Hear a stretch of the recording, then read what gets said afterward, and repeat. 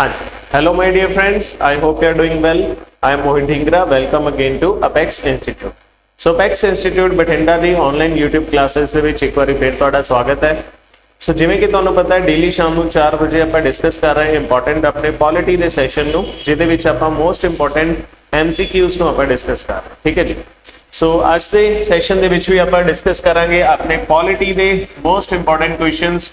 Daily ਸ਼ਾਮ ਨੂੰ 4 ਵਜੇ ਆਪਣਾ ਸੈਸ਼ਨ ਹੁੰਦਾ ਹੈ ਤੇ ਅੱਜ ਆਪਣੀ 13th ਕਲਾਸ ਹੈ, यानी कि इस तो पहला वाली 12 क्लासेस तुसी अपेक्स इंस्टीट्यूट के यूट्यूब चैनल ते देख सकते हो। सो यूट्यूब चैनल नू सारे सबसक्राइब कर लो, इसी तरीके नाल अपनी अच्छे तरीके दे नाल तैयारी करो। So my name is Mohit Dhingra. Start करते हैं अज दे अपने सैशन नू। देखते हैं अज दा अपना फर्स्ट क्वेश्चन की है। सो फर्स्ट क्वेश्चन है जी, under constitutional article 343U what is the maximum duration of municipalities. So संवैधानिक धारा 243U दे तहत नगर पालिकावां दी वध तो वध म्याद कितनी हुंदी है? 4 साल, 6 साल, 5 साल या फिर 3 साल? हाँ जी। सो जिहड़ी म्युनिसिपैलिटीज हुंदियां आपां दसना भी उन्हां दा कार्यकाल कितना हुंदा है, या फिर म्युनिसिपैलिटीज दे विच जिहड़े मेयर हुंदे उन्हां दा कार्यकाल कितना हुंदा है, या फिर म्युनिसिपैलिटीज कितनी देर लई बनाईयां जांदियां आपां दस। सो आंसर करो, देन आपां डिस्कस करते हैं इस क्वेश्चन दा अपना करेक्ट आंसर की होगा। हाँ जी। So what is the maximum duration of municipalities? So municipalities the maximum duration कितनी है? चलो, so correct answer देखते हैं। So 243U आर्टिकल रिकॉर्डिंग जी मैक्सिमम ड्यूरेशन है म्यूनिसिपैलिटी जो कितनी होती है? C option, that is 5 years। So 5 years is the correct answer। 5 साल होती है। So म्यूनिसिपैलिटीज यानी अपन नगर पालिका भी बोल देंगे। नगर पालिका एक्ट पास किया गया सी अपने संविधान दे विच केड़ी अमेंडमेंट दे नाल? 74th amendment. सो 74वीं अमेंडमेंट कदों हुई सी? 1992 दे विच। 1992 दे विच 1992 ਉਹਦੇ ਨਾਲ म्यूनिसिपैलिटीज ਦਾ ਕਨਸੈਪਟ ਹੈ ਉਹ ਆਪਣੇ ਸੰਵਿਧਾਨ ਚ ਐਡ ਕੀਤਾ ਗਿਆ ਸੀ। ठीक है। दैन पहली म्यूनिसिपल कॉर्पोरेशन कित्थे एस्टैब्लिश की गई सी? ये की गई सी मद्रास दे विच। सो मद्रास दे विच फर्स्ट म्यूनिसिपल कॉर्पोरेशन ਨੂੰ एस्टैब्लिश किया गया सी। इंपॉर्टेंट है। ਤੇ ਇੱਥੇ ਜਿਹੜੇ ਸਭ ਤੋਂ ਹੈਡ ਹੁੰਦੇ ਆ म्यूनिसिपैलिटीज ਦੇ ਉਹਨੂੰ ਆਪਾਂ ਕੀ ਬੋਲਦੇ ਆ? ਮੇਅਰ। ਠੀਕ ਹੈ ਜੀ। ਸੋ ਮੇਅਰ ਚੁਣੇ ਜਾਂਦੇ। ਕਲੀਅਰ ਹੈ? ਸੋ ਤੁਸੀਂ ਜ਼ਰੂਰ ਸੁਣਿਆ ਹੋਗਾ ਆਪਣੇ ਵੱਡੇ ਸ਼ਹਿਰਾਂ ਦੇ ਵਿੱਚ म्यूनिसिपल कॉर्पोरेशंस ਹੁੰਦੀਆਂ ਹਨਾ, ਤੁਸੀਂ ਇਹਦੇ ਬਾਰੇ ਜ਼ਰੂਰ ਸੁਣਿਆ। ਕਲੀਅਰ ਹੈ? ਸੋ 3 ਟਾਇਰ ਸਿਸਟਮ ਹੈ म्यूनिसिपैलिटीज ਦਾ ਇੰਡੀਆ ਦੇ ਵਿੱਚ, ਇਹ ਵੀ ਆਪਾਂ ਯਾਦ ਰੱਖਣਾ ਹੈ। So C option is the correct answer. चलते नेक्स्ट। सेकंड क्वेश्चन है, the first law minister of independent India was. So आजाद भारत दे पहले कानून मंत्री कौन सी? MC Setalvad, BR Ambedkar, Kailash Nath Katju किनू Katju. तो नेक्स्ट है रवि अहमद किडवई। बहुत खतरनाक जो नाम है। चलो आंसर करो।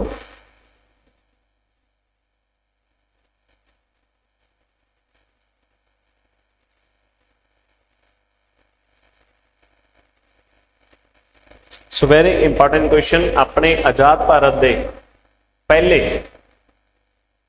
लॉ मिनिस्टर कौन सी? पहले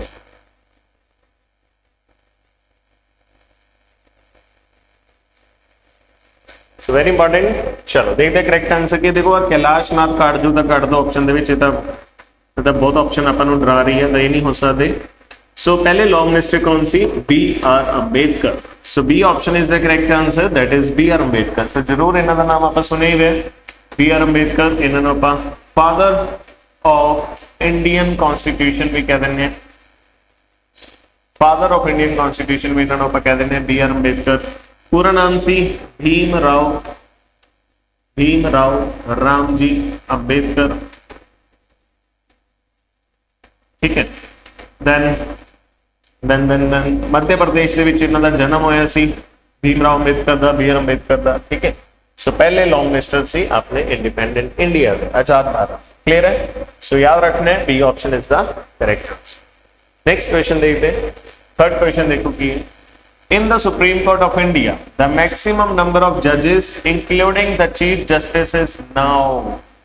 कहंदे भारत ਦੀ ਜਿਹੜੀ सुप्रीम कोर्ट है ਉਹਦੇ ਵਿੱਚ मुख जज समेत जजां दी वध तो वध गिनती हुण कितनी है? सो मैक्सिमम जज अपने टोटल जजेस है जेडे सुप्रीम कोर्ट्स कितने? 30, 21, 35 या फिर 34? हाँ जी,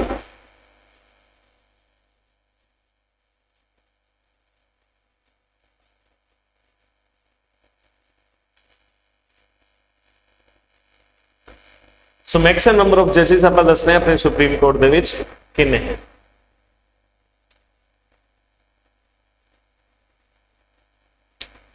सो किन्ने हो सकते मैक्सिमम? हुन है जी maximum 34। So D option is the correct answer. The maximum number of जजेस इंक्लूडिंग सीजीआई किन्ने हो सकते हैं? 34। So very important question. ते चीफ जस्टिस है जेडे है ना, इन्हां नूं अपॉइंट किन्ना वालों कीता जांदा है? ये भी पूछा जाता है। Appointed by, so appointed by the president. So president of India वालों अपॉइंटेड किए जाते हैं। रिटायरमेंट की एज पूछी जाती है, रिटायरमेंट एज वो होंगी है जी 65 ईयर। ठीक है, वेरी इंपॉर्टेंट, ये भी अपन पूछ जाता है। 65 years, up to 65 year of age ये चीफ जस्टिस बने रह सकते हैं सुप्रीम कोर्ट के, ये भी आप याद रखना है। सो मैक्सिमम नंबर ऑफ जजेस कितने हो सकते हैं? 34। क्लियर है जी? So D option is the correct answer. Next question देखो की है, फोर्थ अपना क्वेश्चन है bicameral legislature means. So कहते दो सदन विधानसभा का मतलब की है? सो दो सदन विधानसभा का की मतलब? पहले ऑप्शन है प्राइमरी ते सेकेंडरी विधानसभा, दूसरी है हेठली ते उपरले चैंबर, लोक अदालत ते अदालतां, या फिर निर्वाचित ते नाल ही चुने गए member. So by cameral legislature का आप मतलब दसना है भी की हुंदा। हाँ जी, सो आंसर करो, वेरी इंपॉर्टेंट क्वेश्चन।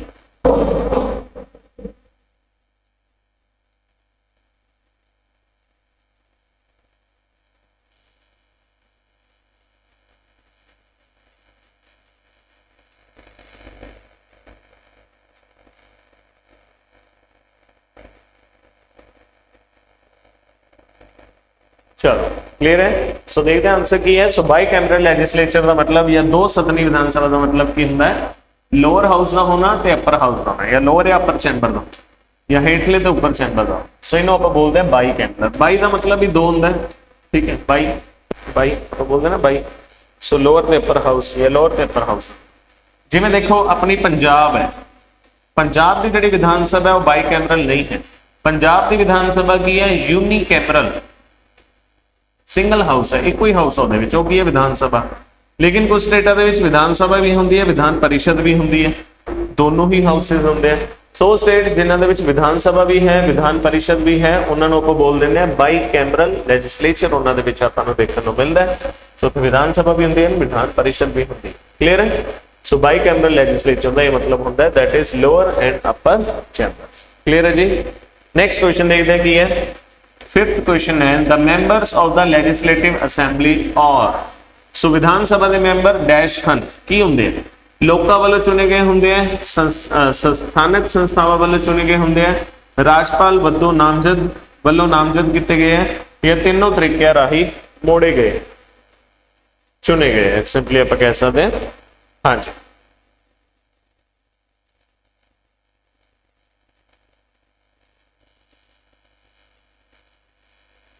सो वेरी इंपॉर्टेंट क्वेश्चन, आंसर करो फटाफट। जेडे विधानसभा के मैंबर है किस तरीके नाल चुने हैं?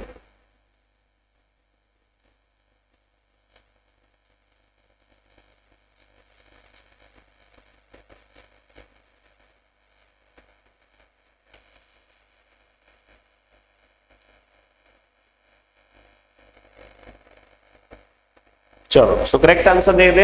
सो विधानसभा या लेजिस्लेटिव असेंबली के member are the elected by the people. So लोकां वालों चुने जाते। ठीक है, सो डायरेक्टली अपॉइंटेड या directly elected by the people. A option is the correct answer. Legislative assembly इन्हों ਆਪਾਂ ਹੋਰ ਕੀ ਬੋਲਦੇ ਨੇ? विधानसभा। क्लियर है? सो पंजाब की जे आप गल करिए, पंजाब की विधानसभा ਦੇ ਵਿੱਚ ਕਿੰਨੀਆਂ ਸੀਟਾਂ ਹੈ? 117। ਤੇ पंजाब की विधानसभा ਆਪਾਂ ਹੁਣੀ ਪੜ੍ਹੀ है यूनी कैमरल है।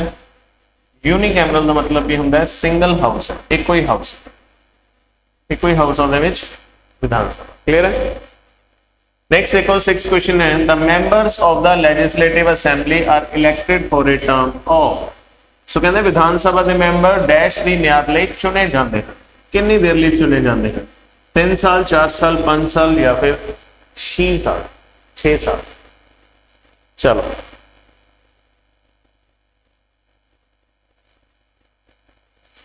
सो very important question, Vidhan Sabha का कार्यकाल कितना नॉर्मली इन जनरल आप दसना है, इन जनरल नॉर्मली कार्यकाल कितना होंदा है?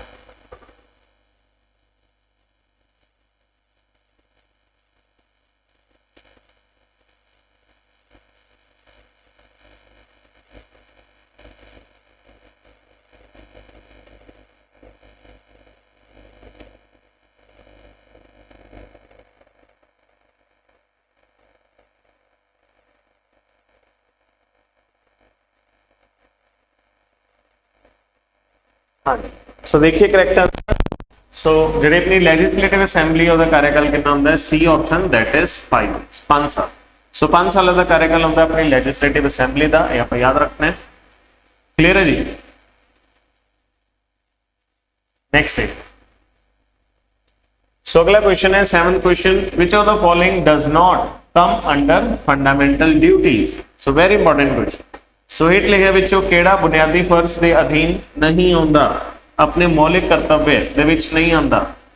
फर्स्ट की है जनतक जायदाद की राखी करना, कुदरती वातावरण की रखिया ते सुधार करना, सद्भावना नूं उत्साहित करना, या फिर बोलन ते प्रगटावे की आजादी की रक्षा करना। सो केड़ा अपना फंडामेंटल ड्यूटीज की कैटेगरी दे विच नहीं आंदा?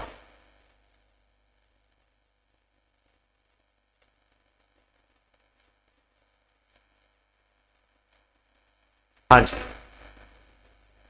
सो इदा के क्वेश्चन अपने एग्जाम च बहुत पूछे जाते हैं, जिहदे विच आपां नूं फंडामेंटल राइट्स या फंडामेंटल ड्यूटीज बारे आपां नूं क्वेश्चन एग्जाम दे विच पूछे जाते हैं, किहड़े अपने फंडामेंटल राइट है, किहड़े अपनी फंडामेंटल ड्यूटी है। हाँ जी,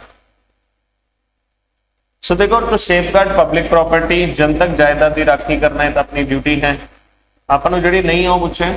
सेकंड है to protect and improve natural environment, कुदरती वातावरण की रक्षा सुधार करना, ये भी अपनी ड्यूटी है।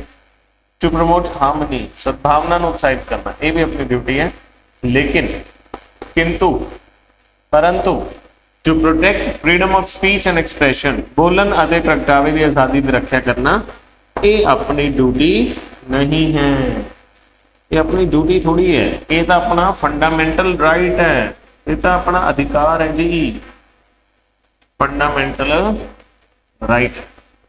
ठीक है, जो चौथी ऑप्शन लिखी है अपना फंडामेंटल राइट है, ड्यूटी नहीं है। ठीक है, सब ड्यूटी से याद रखनी है। सही, फंडामेंटल ड्यूटीज का कंसेप्ट आप केड़ी कंट्री तो लिया? यूएसएसआर यानी कि रशिया। ड्यूटीज लिए अपना पार्ट है जी पार्ट 4A, ड्यूटीज लिए अपना आर्टिकल है 51A। क्लियर है? सो वेरी इंपॉर्टेंट क्वेश्चन, ये पे याद रखने हैं। चलते नेक्स्ट क्वेश्चन ते। अगला देखो की है 8वां question, controller and auditor general of India is appointed for how many years? Very important question. So Bharat के जिहड़े कंट्रोलर ते ऑडिटर जनरल है उन्हां दी नियुक्ति किन्ने सालां लई कीती जांदी है? 2 साल, 4 साल, 6 साल, 5 साल? हाँ जी,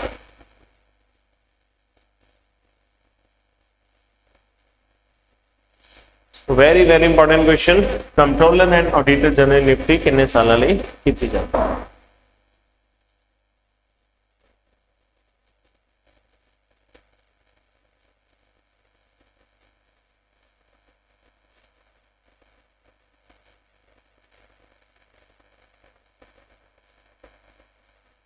हाँ जी, सो आंसर करो फटाफट।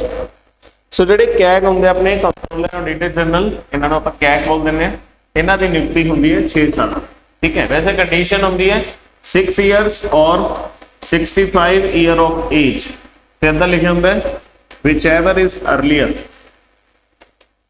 यानी कि या तो 6 साल या फिर जो तक 65 साल के नहीं हो जाते उदों तक उन्होंने कार्यकाल है। ठीक है जी, किन्ना दा?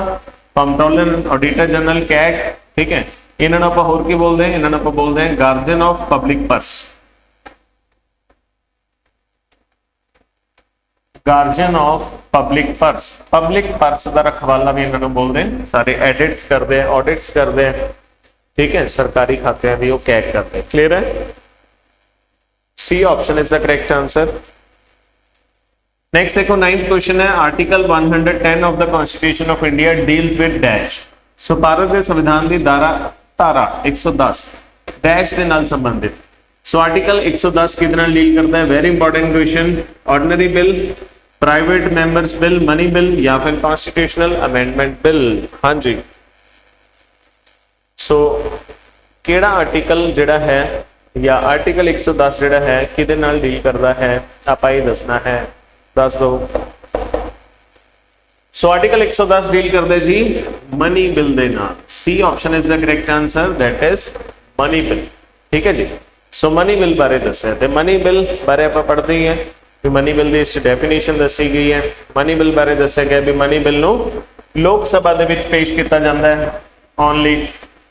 ठीक है, तो कौन डिसाइड करता है भी कोई बिल मनी बिल है कि नहीं? ये डिसाइड करता है स्पीकर ऑफ द लोक सभा। ठीक है, सो ये सारी इंपॉर्टेंट चीज़ें जिहड़े आपां नूं मनी बिल बारे पूछे। क्लियर है जी। सो इसी 9th क्वेश्चन चलते नेक्स्ट क्वेश्चन ते। 10th क्वेश्चन है civil equality implies dash. So कहते नागरिक समानता का मतलब की है? इक्वैलिटी बिफोर लॉ, कानून के सामने समानता, मौके की समानता, दौलत की बराबर वंड या इन्हां विचों कोई नहीं। सिविल इक्वैलिटी का मतलब की होता?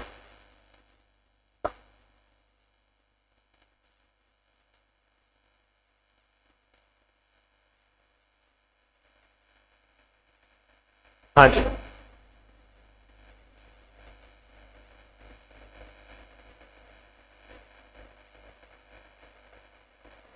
आंसर करो फटाफट। सिविल इक्वैलिटी का की मतलब होता है? सो सिविल इक्वैलिटी का मतलब होता है जी इक्वैलिटी फॉर अपॉर्चुनिटी, यानी कि मौके की समानता, यानी कि हर person without any discrimination of caste, gender, ठीक है, किसी भी तरीके दे ਉਹਦੇ खिलाफ ਜਿਹੜਾ है ना आप कहांगे भी डिस्क्रिमिनेशन नहीं किया जाऊगा। ठीक है, सो अपॉर्चुनिटीज के मौके सारे लिए बराबर होंगे, हर किसी लिए होंगे, सिविल इक्वैलिटी मेनटेन की जाऊगी, यही मतलब होता है सिविल इक्वैलिटी का।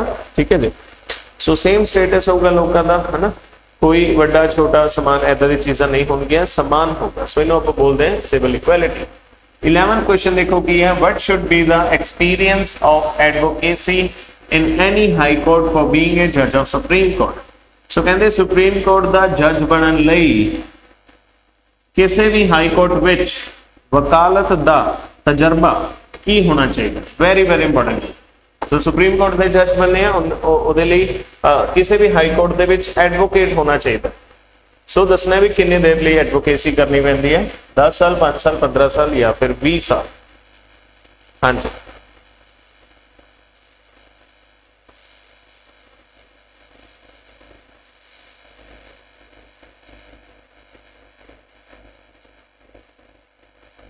सो very very important question. Supreme Court के जज बनने लई, है ना, सो जो घर दे कहते भी जज बनना है ना, सो लिए अपन कंडीशन चाहिए होंगी है। सो जो हाई कोर्ट दे है, हाई कोर्ट के लिए पहला एडवोकेसी करनी पैंदी है, वकालत करनी पैंदी है, वो कितनी देर करनी पैंदी है? 10 साल। सो ये option is the correct answer, that is 10 साल। ते जे जज होवे, ठीक है जी, या तो जज हो 5 साल, ठीक है, कंडीशन होंगी है, या फिर एडवोकेसी हो, एडवोकेट हो 10 साल। सो दोनों चो कोई एक्सपीरियंस भी चल जाए।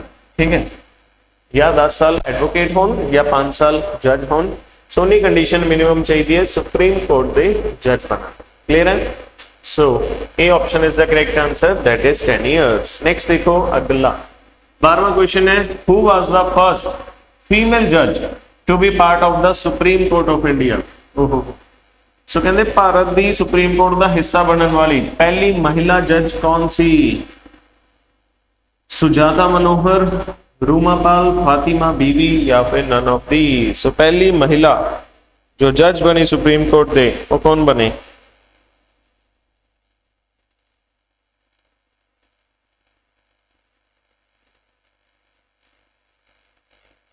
सो वेरी वेरी इंपॉर्टेंट क्वेश्चन। पहली वुमन फीमेल जज जो सुप्रीम कोर्ट दे बने कौन सी? That is Fathima Beevi. Very important. C option is the correct answer, that is Fathima Beevi. And इसके अलावा आप भी याद रखना है she was also the first Muslim. So पहली मुस्लिम भी सी वुमन जो सुप्रीम कोर्ट दे विच जज बनी। ये भी बहुत ज्यादा कीमती पॉइंट है, इंपॉर्टेंट पॉइंट है, ये नोट करना है। ठीक है जी। सो सुप्रीम कोर्ट के क्वेश्चन है, C option is the correct answer, that is Fathima Bibi. तो पहली मुस्लिम भी सी, ठीक है, तो पहली महिला भी सी, ये आप याद रख। क्लियर है? नेक्स्ट देखते हैं 13th क्वेश्चन है, which of the following articles is related to the salary and allowances of judge of supreme court? सो कहते हेठ लिखिਆ ਵਿੱਚੋਂ ਕਿਹੜੀ ਧਾਰਾ ਸੁਪਰੀਮ ਕੋਰਟ ਦੇ ਜੱਜਾਂ ਦੀ ਤਨਖਾਹ ਅਤੇ ਭੱਤਿਆਂ ਨਾਲ ਸੰਬੰਧਿਤ ਹੈ। ਸੋ ਕਿਹੜਾ ਆਰਟੀਕਲ ਹੈ ਜਿਹੜਾ ਡੀਲ ਕਰਦਾ ਹੈ ਸੁਪਰੀਮ ਕੋਰਟ ਦੇ ਜੱਜਾਂ ਦੀ ਸੈਲਰੀ ਅਲਾउंस पर? आर्टिकल 126, 124, 125 या फिर 128? हाँ जी,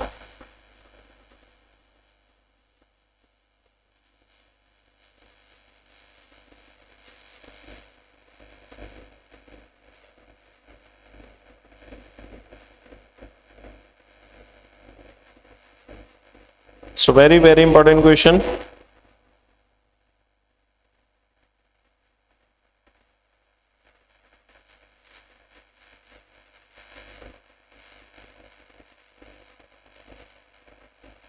हाँ जी, सो सुप्रीम कोर्ट के जजेस की सैलरी ते अलाउंसेस के नाल किहड़ा आर्टिकल डील करता है? यह है जी आर्टिकल 125।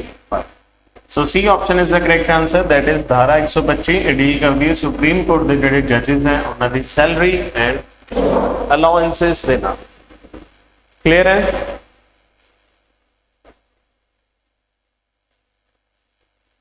चलो सो चलते फिर नेक्स्ट क्वेश्चन पे। अगला क्वेश्चन देखो की है। सो नेक्स्ट आज अपना क्वेश्चन है 14th क्वेश्चन। 14th क्वेश्चन है, द जज of the Supreme Court and High Court can be removed by dash. So कहते सुप्रीम कोर्ट ते हाई कोर्ट के जिहड़े जज है उन्होंने डैश वालों हटाया जा सकता है। किन्ना वालों हटाया जा सकता? President, parliament, union council of minister या फिर chief justice of Supreme court? हाँ जी, बहुत ध्यान नाल अच्छे तरीके नाल आंसर देना, मोस्ट इंपॉर्टेंट क्वेश्चन।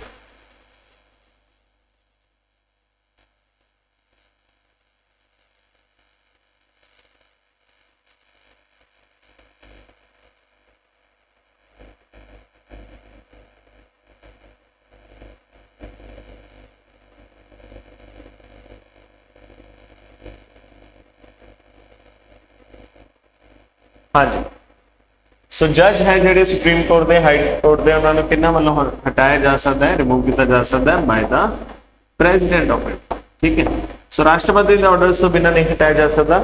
ਸੋ ਪ੍ਰੈਜ਼ੀਡੈਂਟ ਦੇ ਆਰਡਰ ਹੁੰਦੇ ਆ, ਉਸ ਤੋਂ ਬਾਅਦ ਪਾਰਲੀਮੈਂਟ ਦੇ ਵਿੱਚ ਵੋਟਿੰਗ ਕਰਾਈ ਜਾਂਦੀ ਹੈ। ਸੋ ਪਾਰਲੀਮੈਂਟ ਦੇ ਜਿਹੜੇ 2/3 ਮੈਂਬਰ ਹੈ ਦੋਨੋਂ ਹਾਊਸਸ ਦੇ, ਹਨਾ, ਜੇ ਉਹ ਪਾਸ ਕਰ ਦੇਣ, ਮਨਜ਼ੂਰੀ ਦੇ ਦੇਣ ਤਾਂ ਇਹਨਾਂ ਦੋਨਾਂ ਨੂੰ ਹਟਾਇਆ ਜਾ ਸਕਦਾ। ਕਲੀਅਰ ਹੈ? लेकिन देखो मेन ਜਿਹੜਾ है सो मेन ਜਿਹੜਾ है ਇਹਨਾਂ ਨੂੰ ਕਿੰਨਾ ਵੱਲੋਂ ਆਪਾਂ ਕਵਾਂਗੇ ਬਾय द अपॉइंट भी ਕੀਤਾ ਜਾਂਦਾ ਹੈ ਪ੍ਰੈਜ਼ੀਡੈਂਟ ਤੇ ਹਟਾਇਆ ਵੀ ਜਾਂਦਾ ਹੈ ਪ੍ਰੈਜ਼ੀਡੈਂਟ। ਕਲੀਅਰ ਹੈ? ਸੋ ਇਹ option is the correct answer.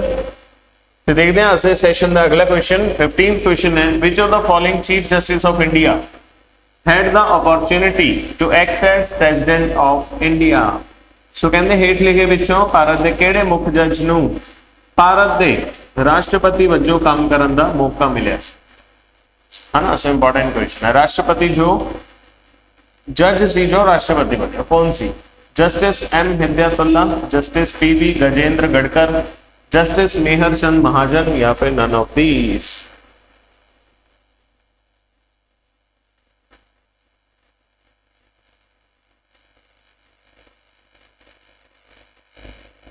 हाँ जी, so very important question. So इन्हां दा नाम सी justice M Hidayatullah. So M Hidayatullah सी कौन सी? फर्स्ट मुस्लिम जज ऑफ सुप्रीम कोर्ट या चीफ जस्टिस कह लो, first Muslim chief justice of Supreme Court. ये कौन सी जी? एम हिदायतुल्ला। सो जो जाकिर हुसैन जी की डेथ हो जाती है उस तो बाद वीवी गिरी रिजाइन दे देंगे, फिर उस टाइम अपने चीफ जस्टिस होंगे एम हिदायतुल्ला वो प्रेजिडेंट बनते। ठीक है, सो इंपॉर्टेंट क्वेश्चन है।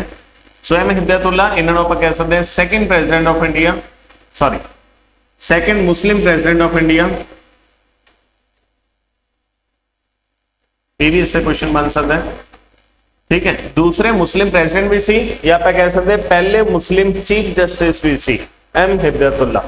ठीक है, सो बहुत इंपॉर्टेंट ये पॉइंट है, हिदायतुल्लाह याद रखना है, Hidayatullah. So A option is the correct answer, Hidayatullah. ठीक है, नेक्स्ट चलते हैं हिदायतुल्लाह। सो आज का अपना लास्ट क्वेश्चन है आज के सेशन का, हिदायतुल्लाह 16th क्वेश्चन है, who was the first women chief justice of High Court of a state of India. So कहते भारत के किसी राज की उच्च अदालत की पहली महिला मुख्य जज कौन सी? सुनंदा भंडारे, फातिमा बीवी, अन्ना चंडी या फिर लीला सेठ? Very very important question.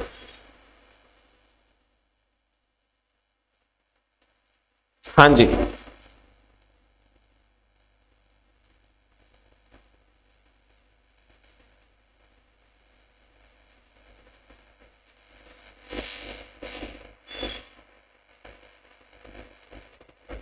सो वेरी इंपॉर्टेंट क्वेश्चन।